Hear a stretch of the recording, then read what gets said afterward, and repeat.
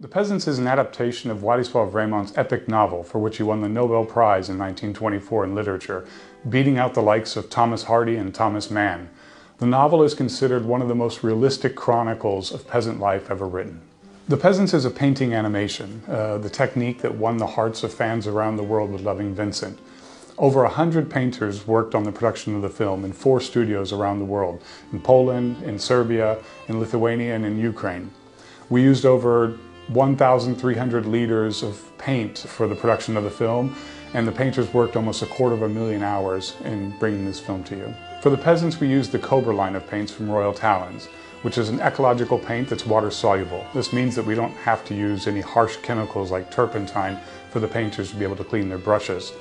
We also chose the paint because it has a really wide array of colors, which we needed for the film, and that the pigment saturation of the paints is incredible.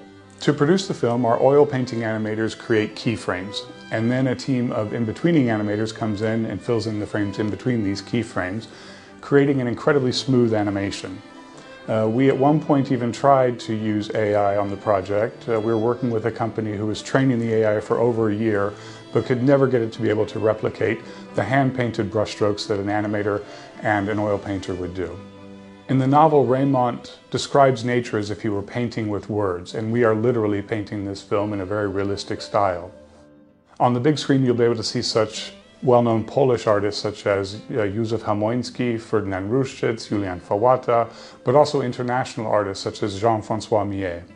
From the very beginning, we knew that the key was going to be find our Jagna, which is why we had a countrywide search for her through a casting process. We were looking for somebody who was not only the prettiest girl in the village, but also had a combination of naivety, sex appeal, and sassiness. And that's exactly what we saw in Kamila Urzędowska. The story in the painting is enriched by the music of Luke Rostowski, who's our composer. He brought together an amazing group of Polish folk musicians to work on the film.